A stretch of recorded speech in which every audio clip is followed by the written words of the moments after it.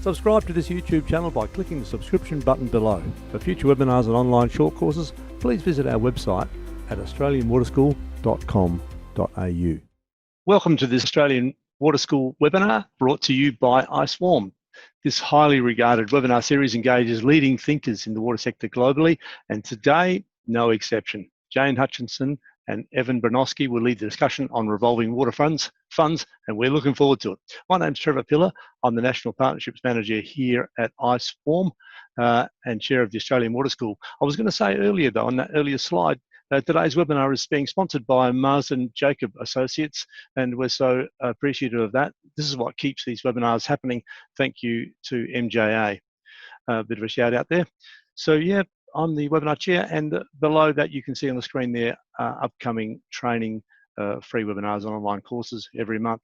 Log on to our website for the details and register. That would be great. Well, it's great to have you here today. It's just a great spread of people. I reckon it's going to be a fantastic discussion across the whole globe. Well, today, come on screen, Jane, Evan. Jane's with the Nature Conservancy Australia. She's the Executive Director, and she's on the MurrayDarling Basin Advanced Water Fund Advisory Board. So several decades of experience in establishing revolving funds for biodiversity conservation in Australia. Great to have you, Jane. It's excellent. Welcome. Thank you, Trevor. And thank you to the Australian Water School and for everyone joining the webinar from all over the world. A great pleasure to have you today, along with Evan Branoski. Evan's a nationally recognised leader in water quality policy and management, program manager at the National Association of Home Builders, as he analyses and advises members on federal wetland policy. He was also initial manager of Washington DC Stormwater Retention Credit Trading Program. And at the end there, you can see as a consultant, he led the metrics team for the first revolving water fund in the US and advised surface water offset programs in California and Nevada. So pleased to have you, Evan. Thank you for joining us today too. And you're from somewhere in the US. Well, thanks a lot, Trevor. I actually grew up in the watershed that I'll be talking about, but right now I live in Washington, DC, and that's where I am. That's great. Yeah, I noticed in your PowerPoint that there's a watershed called Brandywine. I get images of the Lord of the Rings when I see that name. No such connection, probably. No, I don't think so. It's great. So, and Jane, you're in Australia from Hobart, Tasmania. Yes, that's right. A great spot. I can remember it with great warmth as my honeymoon spot with my wife Margie and myself. That was a great week or two spent down in Tasmania. Also, can I introduce Jeremy? Are you there at the moment? Jeremy Cheeseman is with Marsden Jacob Associates. If you could want to come on screen, a comment. Jeremy, lovely to have you today. Thank you for making this webinar possible today. Yeah, look, our pleasure, and we're really looking forward to the discussion. Thanks. Great. Yep, you're in Melbourne, Sydney. Pardon? Melbourne. Melbourne. Oh, the lovely Melbourne, for sure. Yeah, we're right in your hands, Jane. I'm going to hand right over to you. Thank you very much. Thank you, Trevor, and thanks again, everyone, from your time and for joining from all over the world. Super exciting to be here today with the Australian Water School. I'd like to start by acknowledging the traditional owners in Australia of the land that I'm beaming from, the Tasmanian Aboriginal people, and to pay my respects to their elders past, present and emerging. As Trevor mentioned, my name is Jane Hutchinson. I'm the Executive Director of Strategy and Innovation at the Nature Conservancy's Australia program. And today I'd like to walk through one example of a revolving fund. It's the MurrayDarling Basin Balanced Water Fund in Australia, and tell you a little bit about why we went on a journey to establish a water fund, and secondly, what it has achieved to date. So I hope at the end of this short session you'll get a bit of a sense of why we did it and what the outcomes have been, which we're all terribly pleased about. So let me just share my screen. So hopefully you can see that, and I'm relying on Trevor to tell me if you can't. Great. All clear and beautiful. Thank you. Yep. Okay, excellent. So this is an image of a man by the name of Renee Woods. He's a dear colleague and friend, and he's a Narri man from north New South Wales, western New South Wales in Australia, which is in the southeastern part of the country. Renee recently with his family reconnected to the country that is in the background of this image. It's an amazing place of many thousands of acres. His family was dispossessed from this country over 250 years ago, and his ancestors walked that land over 60,000 years ago. The property is soon to be transferred to the traditional owners, to Renee and his family, for the first time in that period, and he will become, along with his family, the title and legal owners of that land. Interestingly and importantly, they've renamed this land to Guyini, which means water in their language. If I can paint you a picture, it's a vast plain that was used for irrigated cotton and grazing. And the Ngari Ngari people have an aspiration to release the land from the shackles of broad-scale clearing and irrigation that have meant that the land has been bound up and water hasn't been able to be released across the land because the channels have been carved through the landscape in order to divert water exactly to the crops for which they were used.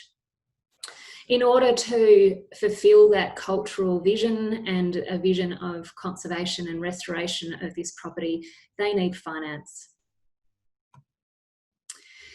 So what I wanted to talk a little bit about is the demand for financing the future for nature conservation and for people in nature to thrive. And what we know from a great bit of work from Credit Suisse, WWF and McKinsey's is that the demand for finance to conserve nature and to repair and restore degraded lands across the globe is something like $300 billion US annually. From today, we spend about $51.8 billion annually. So we need to scale that up, and we need to scale it up in quite a considerable fashion. What we also know is that while the scale of the challenge is enormous, it's completely dwarfed by the scale of the solution. So we know that there's approximately $280 trillion worth of investor capital that we can deploy to look after nature and people so that people and nature thrive long into the future. There's a number of opportunities to finance the future, and the Nature Conservancy works across lots of different landscapes as well as in sectors and to address particular problems. What we know is that to deploy capital at scale from investments, we need to find solutions that generate a return for those investors. So we've narrowed that field down into three main areas, one in relation to climate adaptation, one for water funds, and also in agriculture. So what I want to take a bit of a deep dive into now is water funds and how we can use that investor capital globally to create water funds for a sustainable future for all of us. So why water? Well, as you can see on this, this map, there are many countries that will be stressed by the lack of water by 2040. And you can see that Australia is in that high category in terms of ratios of withdrawals of water to supply. It's between 40 and 80%. So we're in the high category. And then if you have a look at the map, looking at Northern Africa and into the Middle East, that's extremely high. So it means that we'll be withdrawing more than 80% of the available water. So we have predictions that water is going to become increasingly scarce, and we also know that there's absolutely no substitute for clean water, and we need it for our livelihoods. We need it for agriculture, we need it for drinking water, and we need it for nature to thrive and for nature to continue to support our livelihoods. So the other thing about water scarcity is that it's going to be a serious risk to global peace and prosperity. We already know that, and we've started to see some of the impacts of that happening already. Drought impacts not only people, but economies, and it affects people at all scales. So it affects small farmers, large landholders, and it goes from cities to agricultural regions. So no one can escape the consequences of drought and dryness. In Australia, it's very acute, as that map shows you, and it's predicted to significantly increase by 2040. At the same time, Australia has an aspiration to increase its agricultural production by 66% by 2030. So you can see there that there is a collision course of the need to have water and the continued pressure for more water at the same time as water is becoming even less available, more scarce. So I wanted to talk a little bit about how water assets in Australia work, so to give you a bit of an idea of how we set up the Water Fund. Sorry about that, I'm jumping through the slides. Here we have a diagram on the right that talks about how water assets are enabled by two types of tradable assets. So they're permanent entitlements, and that's a right to receive an allocation, and also seasonal allocations, which is the amount of water you can use within a particular season. So if you look at the diagram on the right, it talks about entitlements being in a spatial way allocated within a dam storage. So you get a particular entitlement, and that's always going to be yours. And then the water allocation is the amount of water that's allocated to that entitlement on an annual basis as a result of the differences in fluctuation of seasons. So the inflows into the dam storage. So in a wet year, there's more water in storage, which means that there's a higher allocation for water available to use. And then in a dry year, it's the reverse. There's less water in storage, which means there's a lower allocation and less water available to use. So water entitlements in Australia are underpinned by really strong property rights. They're a bit like land title rights in common law countries. So they're perpetual, they last forever, they're transferable, you can lease them, you can transfer them to someone else. They're mortgageable, which means you can lend against them, and they're available to be divided and put together to be amalgamated. And water authorities in Australia make an allocation announcement on the 1st and 15th of each month. And up to 100%. I should specify, actually, this is water allocations in a specific area called the Murray-Darling Basin. So that happens throughout the irrigation season, and it means that there's 100% allocation, basically, of the water resource. Then when you get your water allocation, it's credited to an account called an allocation bank account, and you can use that or you can trade that. So the water allocation is used that is not used is debited to your account. So that means you can trade between people that have allocated water. The other important point about this is that water rights in Australia don't necessarily run with land. In fact, the water rights in the Murray-Darling Basin don't. So even if you don't own land, you can still own water. So in the southern Murray-Darling Basin, you'll see that inset map of Australia. So it's in the southeastern part of Australia. It takes in a number of states. So we have South Australia, Victoria, New South Wales, all that make up the southern Murray-Darling Basin. It's about the size of Germany, and it's Australia's largest irrigation system. It has crops of things like fruit, nuts, grains, dairy, cotton, grapes, and fodder crops. And the total value of the agriculture in the southern Murray-Darling Basin was about $6 billion as at 2018 financial year. It takes in two major river systems, the Murrumbidgee to the north and the Murray and Goulburn river systems to the south. And I should say that Renee Wood's, his country, is in New South Wales, just on the border of the Murrumbidgee River. One of the defining features of the southern Murray-Darling Basin is that there's a hydrological link between the 9 trading zones. So that southern Murray-Darling Basin is divided up into zones, and what landowners and water traders can do is trade the allocation between those zones as if they're next door to each other. So that's a really unique feature. All of those things mean that the water market in the Murray-Darling Basin is one of the most sophisticated water markets in the world. So what I wanted to talk about, it was in that Murray-Darling Basin system, a water fund called the Balanced Water Fund that was established in partnership with the Murray-Darling Wetlands Working Group, who are on the ground monitoring the health of wetlands and undertaking activities to ensure that those wetlands thrive into the future. Kilter Rural, that's an agriculture fund manager and also really experienced in the agriculture sector, and the Nature Conservancy. So in 2014, these groups got together after having talked at some length about how to establish a fund, and launched the Murray-Darling Basin Balanced Water Fund for subscriptions, and basically inviting investors to buy into the fund.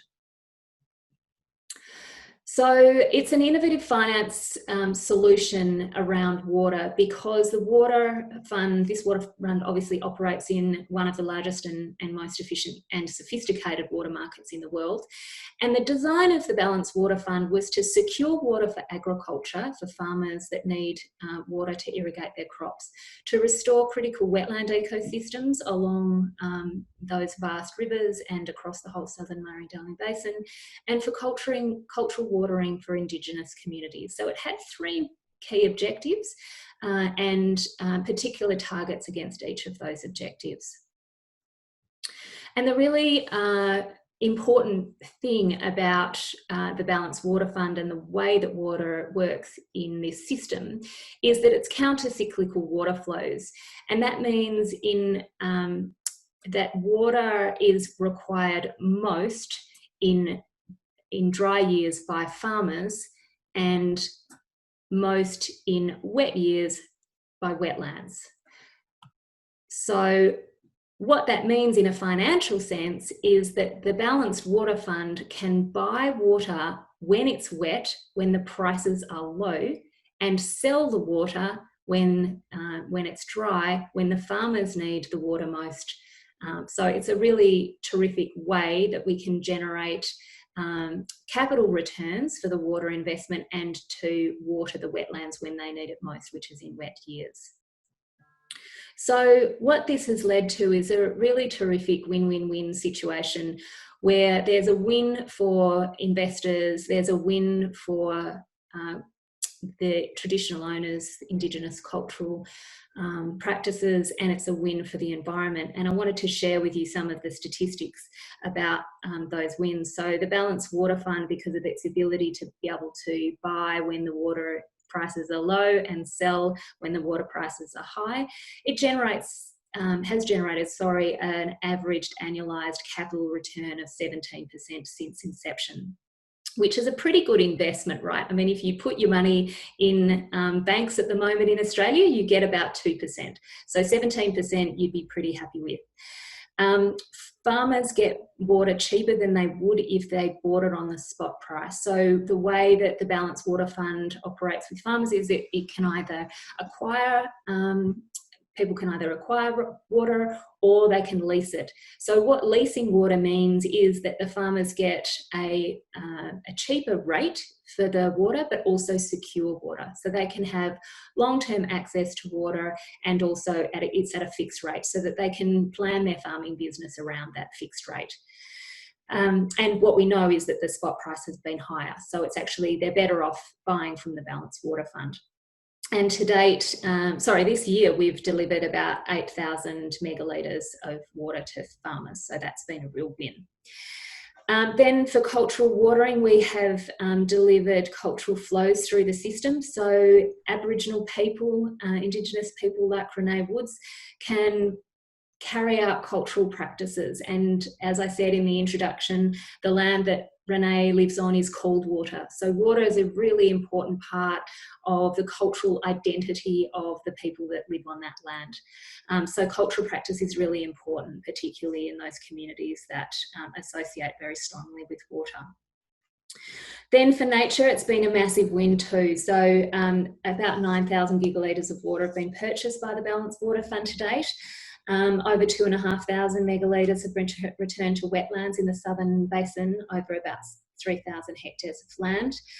The first wetland that received the water showed an 80% increase in plant diversity, 135% increase in biodiversity, a 250% increase in bird abundance, and a 46% increase in tree canopy. So there's some great statistics about the first wetland that was inundated using this mechanism.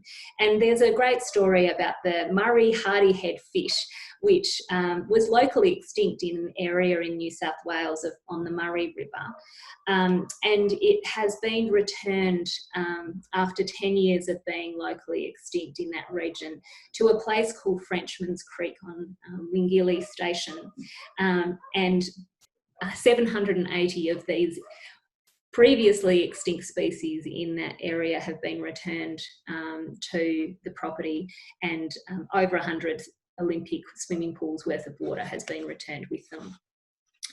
So I hope that's been a really useful, quick whip round of water funds in Australia, the Murray-Darling Basin system, and the Balanced Water Fund that was created by the Nature Conservancy, the Wetlands Working Group, and Kilter Rural, and also its role in generating returns for people and for nature. So thank you very much for listening. I did say, Jane, that's fantastic. A really good opening. I did say we're going to go straight on to Evan, but there's a couple of questions coming up on the Q&A line. If you want to just have a quick look at them, we might be able to have a little tiny break, Evan, if that's okay with you.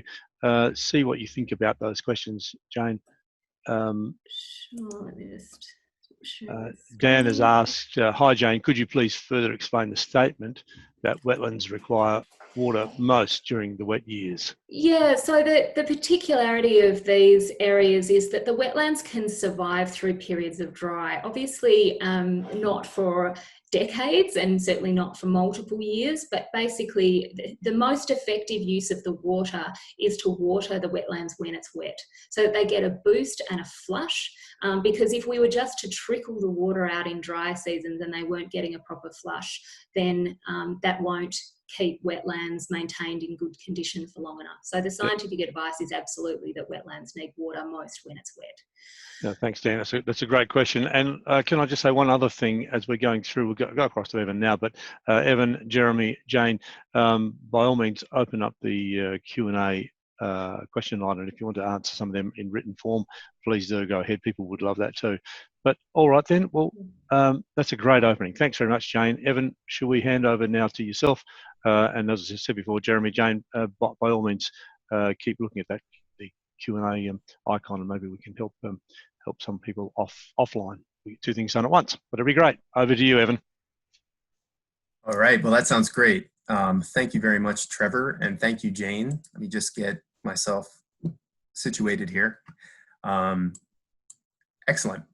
Okay, well, thank you. Hello, everyone. As Trevor mentioned, my name is Evan Bernowski, and I'm a consultant to I2 Capital, which is a Washington, D.C.-based impact investing firm, and also the Nature Conservancy in Delaware on the East Coast of the United States. I think it's going to be a really exciting comparison today because Jane just introduced a TNC water fund, and I'm going to describe another version of a water fund, and they have entirely different regulatory drivers, different environmental goals, but I think you'll see that they share some common elements. In the watershed that I'll be talking about, I2 and TNC manage the Brandywine Christina Revolving Water Fund. TNC has identified 8 water funds that are operating in the United States, but as far as I'm aware, this is the first and only one that incorporates a revolving financing mechanism, and I'll talk a little bit more about what that means. Also, I just want to say for a couple of reasons, I'm really, really excited to be presenting to you today. First, in my career, I've worked on several different water quality financing programs, and I'm really excited about their global potential. I also really appreciate the opportunity to speak to an largely Australian audience. My wife actually grew up on the coast of Victoria in Lorne on the Great Ocean Road, and I know just how beautiful that entire area is. So again, thank you to Trevor, Jane, and also Jeremy Cheeseman with Marsden Jacob Associates, and also all of you who have logged in for making this presentation possible. So today I really want to cover really 7 main topics. I'm going to start by introducing the water quality challenges in the Brandywine Christina watershed. I'm going to talk about the regulations that stir demand for achieving pollutant reductions.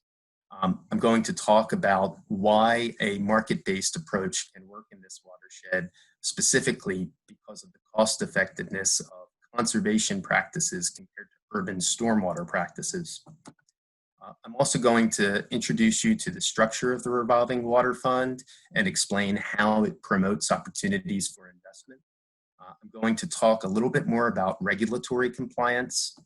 I'll introduce you briefly to a very important element of the fund, which is the calculation methodology. And then I'll report out some progress that we've seen to date. So to set the scene, the Brandywine Christina watershed is located in the East Coast in the mid-Atlantic of the United States. And down in the left-hand corner there, you can see sort of that northeastern section of the US and where this watershed is located. It drains southeast Pennsylvania, northern Delaware, and the extreme northeast of Maryland. This watershed is very interesting for a couple of different reasons. It's a historic location of major industry and chemical manufacturing, including DuPont. It was the location of Irene DuPont's first manufacturing mill, and today it's still the headquarters of the DuPont company. It also has significant working agricultural lands that comprise row crop and animal production. Regarding water quality, it provides drinking water to over 500,000 people in some of the most urban locations on the East Coast, and experiences annual population growth of approximately 3,000 people and forest loss of approximately 240 acres annually. Because of those water quality pressures, many of the rivers and streams are impaired for really 4 main pollutants. And so that's sediment, that's phosphorus, that's nitrogen, and also bacteria. So I think it's important really here to understand the regulatory framework is really the source of, is really the driver of innovative financing approaches in this watershed. So in the United States, the Clean Water Act is the federal statute that governs surface water quality and management. And under the Clean Water Act, individual states and tribes can be delegated authority from the federal government to run surface water quality programs. Those delegated authorities, they have to establish what are called water quality standards for waters that are under their jurisdiction. Those standards describe the desired conditions of the water body, and when they're not being met, which is occurring in this figure, the authority has to develop what's called a total maximum daily load. The TMDL, as you can see on the right, identifies the amount of a pollutant that a water body can receive and still meet its water quality standard. Those TMDLs are comprised of different allocations. And so all of the sources of pollutants into a water body get an allocation. So they can include an allocation for municipalities that have to control the pollutant runoff that's in their stormwater. They can contain allocations for non-point source agriculture, and they can contain sources for wastewater treatment plants. Together, the allocations really provide that necessary cap, which signals scarcity, and it motivates regulated sources to meet their allocations at that lowest cost possible. Many studies, and I think that many people joining in today will be familiar with them, have demonstrated that agriculture and conservation practices reduce many pollutants at a lower per unit cost compared to urban practices. And so this figure has data from 2013 study from the Maryland Department of Environment, and it shows the cost range to reduce a pound of nitrogen in the Chesapeake Bay. The Chesapeake Bay is the large East Coast watershed that's located immediately to the west of the Brandywine Christina. I think you can see here that conservation practices, which are over on the left-hand side, they can clearly reduce total nitrogen at sometimes really orders of magnitude less than urban practices. Even though this focuses on nitrogen, the findings would be similar for other pollutants. It's also really important, I think, to understand that this cost curve, it's not necessarily supporting requirements for the agriculture sector to remove all pollutants in an impaired watershed. That could raise a lot of equity concerns, but also urban practices are always going to be required to improve the waters that are directly draining our cities and towns, and also for public health benefits. But what's really interesting, and this is especially true in the urban sector, there's diminishing returns. So for each additional pound of pollutant that's removed from an urban practice, the cost gets higher. And so the ability to swap those really high cost final necessary urban reductions for lower cost ag reductions, that's where you can really see an investment opportunity, and that's where you can really achieve significant cost savings. And that's what we're trying to do with the Water Fund. The Water Fund really is a vehicle for those types of transactions. So through the fund, and you can see here in my schematic on the left-hand side, investors provide a pool of capital. And then a conservation partner, so this could be an agricultural landowner, for example, receives funding to finance agriculture-based conservation practices. So these would be projects such as cover crops, conservation tillage, riparian buffers, and agricultural wetlands. So either the fund administrator or an agricultural consultant then enters details of that conservation practice into a calculation methodology. The calculation methodology converts the pollutant load reductions from those projects into a commodity that we call environmental impact units, or EIUs. And those EIUs are the tradable commodities that municipal purchasers use to meet their stormwater regulatory requirements, which is what you're seeing here. When municipalities pay into the fund, they receive EIUs, and then a portion of their payment returns to the investor, who again is at the top, who can either withdraw that money or they can put the money back in and reinvest it to fund additional conservation practices. When all is said and done, the municipal purchaser sends their EIUs to the regulator, and that achieves the regulatory requirements. And so you can just see here that this is truly a revolving fund approach.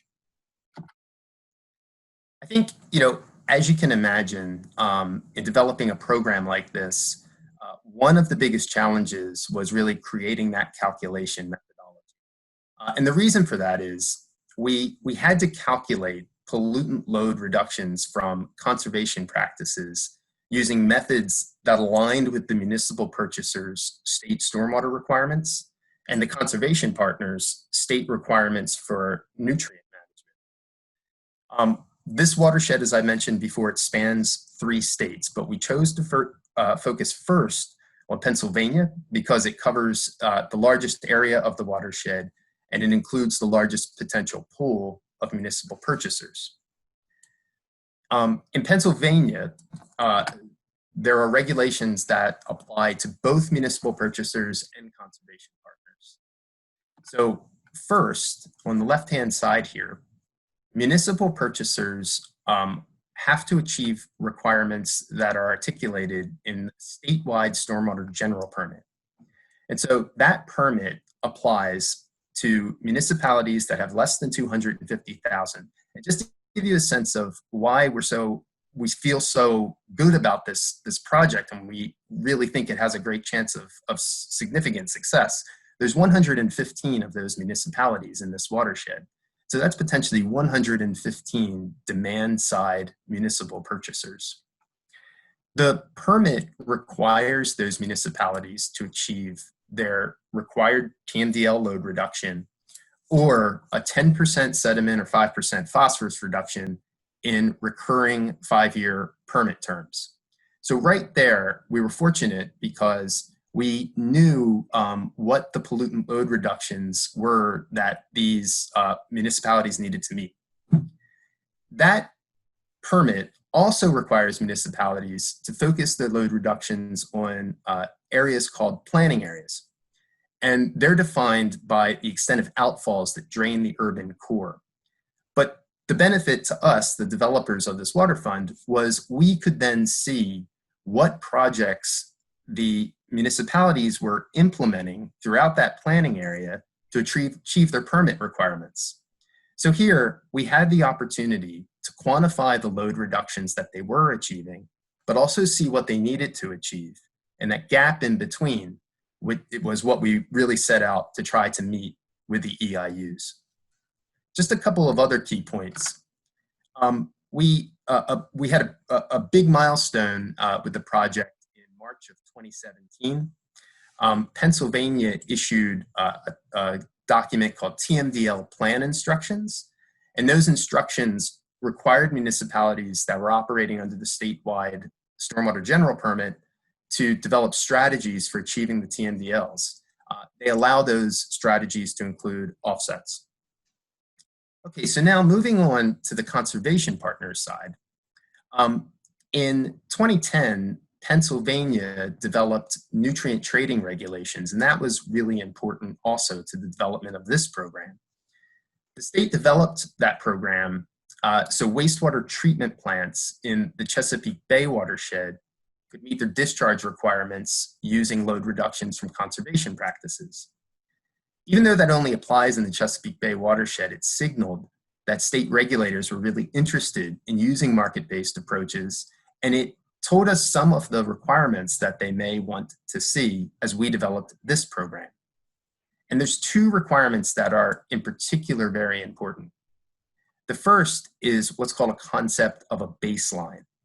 And so the state requires all agricultural lands that want to participate in a market-based approach to either develop what's called a nutrient management plan or an erosion and sediment control plan. And that just includes a couple of different practices that they want to see the farm implement before they can put in other projects and participate in a market. In addition, that regulation required agriculture operations to achieve what's called a threshold load reduction. And that is the agriculture, that's that individual farm's portion of that TMDL. And so they can go, after they meet their own requirements, they can go above and beyond them to generate credits for stormwater. And this was really important because this requirement ensures that those load reductions aren't being counted twice. They're not being counted for agriculture and stormwater. They're really just being used for one sector to achieve its requirement. So we took all of this information and we created a calculation methodology that regulators ultimately approved late last year. And in general, and on the right-hand side there, you can see it determines what the existing load is for a farm. It quantifies that reduction from the projects that have been installed. It removes a portion of that reduction to achieve those baseline and threshold requirements. And then we certify the remaining reductions as EIUs. And that's how we calculate how many EIUs get generated. Now, as we were working with regulators, we had to make some additional adjustments to that calculation methodology. In addition to all the previous steps, we had to apply a delivery ratio. And so that accounts for the natural pollutant attenuation that occurs as a pollutant reduction goes throughout a watershed. And for those of you who might be interested in hydrologic modeling, a pollutant that is reduced in, let's say, the upper reaches of a watershed, the delivery of that reduction into the bottom will be less than if that pollutant reduction practice occurs in the bottom of the watershed. So that's something we had to account for. This also calculates reduction slightly differently when projects are located inside or outside planning areas. In this part of Pennsylvania, we have a couple of municipalities that actually have working agricultural land within the municipal boundaries. And that's something that's actually pretty unique in the United States. But there you wouldn't have to ensure that you're not double counting, because the reduction would already be factored into that municipality's permit. So we worked with regulators for 2 years on this methodology, and we finally received their approval in October of last year. And so, just since October, we've actually made some significant progress that we're really excited about. We have enrolled now 2 Pennsylvania municipalities that are going to be achieving a part of their necessary load reduction using EIUs, and we're working with 1 other. We've enrolled 3 conservation practices, so a 2.75 acre forest buffer that includes over 1,000 poplar and willow trees, a 2.75 acre grass buffer, and 149 acres of cover crops. We've generated load reductions that exceed 50,000 pounds of sediment, 400 pounds of nitrogen, and 80 pounds of phosphorus. And now we're actually going south. We're expanding south to Delaware, and we're evaluating revisions to that calculation methodology to include bacteria, because bacteria is really important to the state regulators as you get further south. So we're really excited about the potential, and we're excited about the progress thus far, and I'm also excited to answer your questions. It's fantastic, Evan. Thanks very much for that completely contrasting view of Revolving Water Fund. It's been terrific. Come on screen, Jane, Jeremy. I've appreciated everybody's questions coming through the written parts of it. Jeremy, if you're there, do come on screen, but that's fine too. We appreciate the fact that while you've been speaking, Evan, Jane and Jeremy have been very wonderfully answering a large number of questions.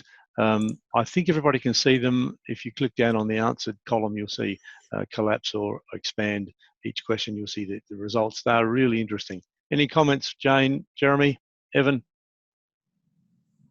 about thus far? Well, I just want to say thank you to both of you for really interesting presentations. Has been. Discussion. Pleasure. I've learned a lot about Evan's work, and I think vice versa through this process, so it's been really great. Thank you. Yep. We are currently, we've got one question coming through. Evan, is that load reduction calculated or measured? This is from Paddy Cheer.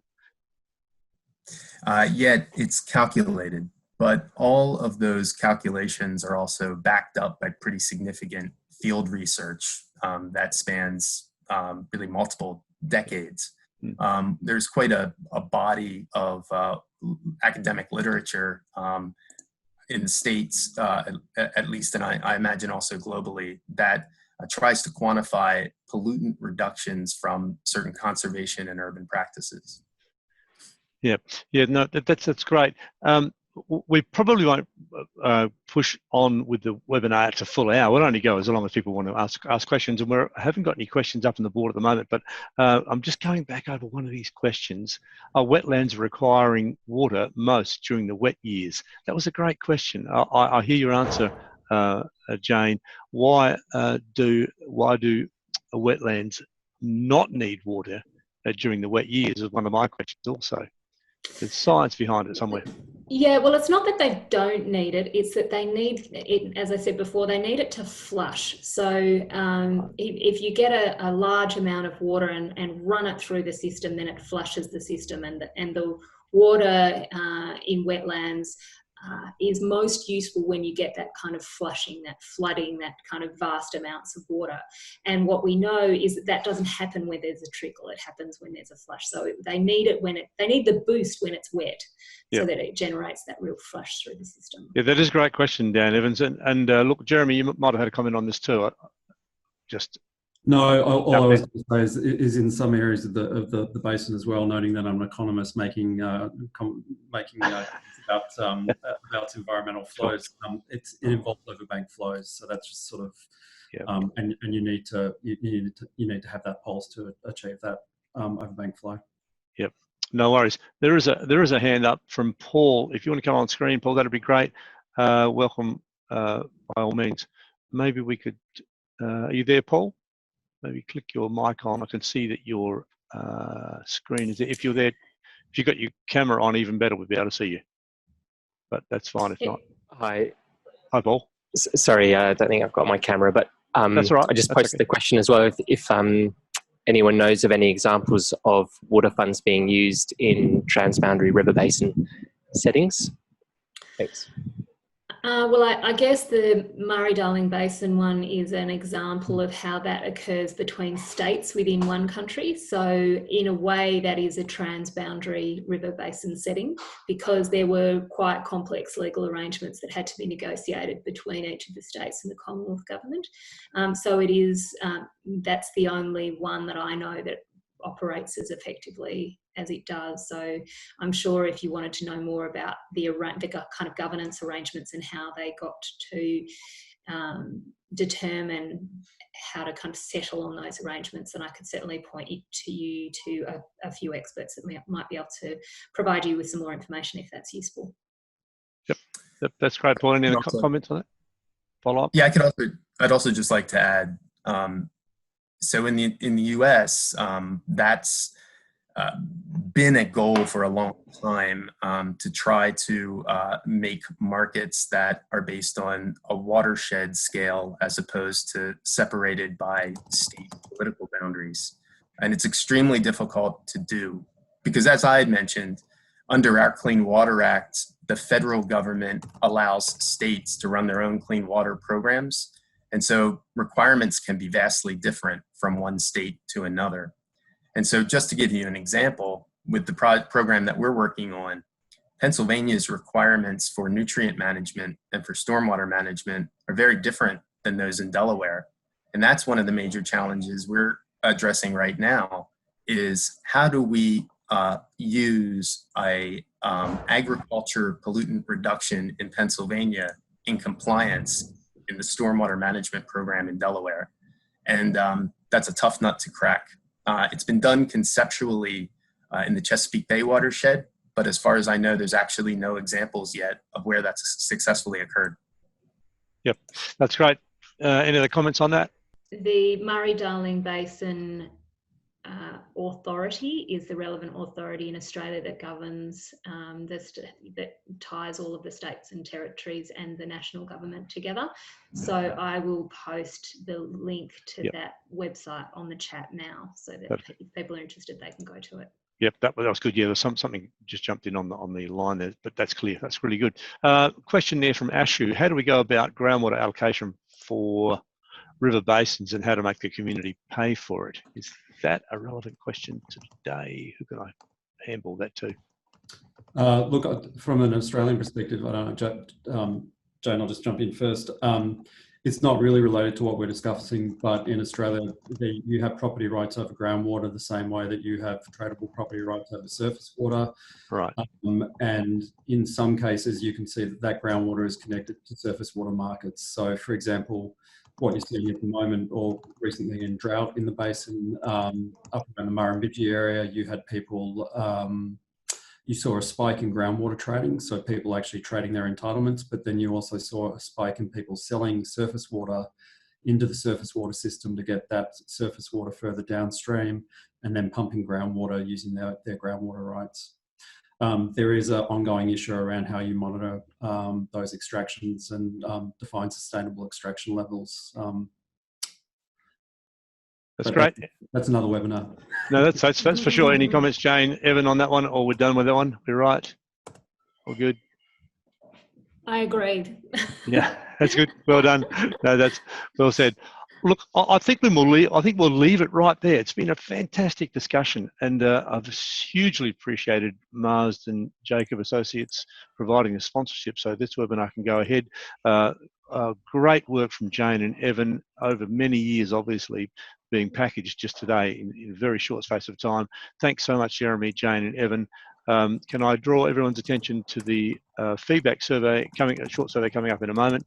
There's a recording being made, and we'll email that link to everyone. Jane has posted on the chat line where some of that information can be accessed. And also Christy has put up there the Mars and Jacob Associates link. So look, we have had a great time. I've really enjoyed this. I had very little understanding. I do a lot of after hours homework to figure out what this was on about, but I get it completely. It's a really terrific concept, and one we need to be talking about seriously, between Indigenous agriculture and conservation. These big three areas. Free webinars there coming up in the next few weeks. Please do join us for that on online courses. You can see down there. Go to our website. You'll be amazed, and we'd love to. You get all the details there as well. So thanks once again, everyone, and thanks for joining us, everybody online. It's been a terrific time together. Thanks, Jeremy. Thanks, Jane. Thanks, Evan. We will see you next time. Be great. Thanks, everyone. Thank you, everyone. Thank you. Bye for now. Subscribe to this YouTube channel by clicking the subscription button. For future webinars and online short courses, please visit our website at australianwaterschool.com.au.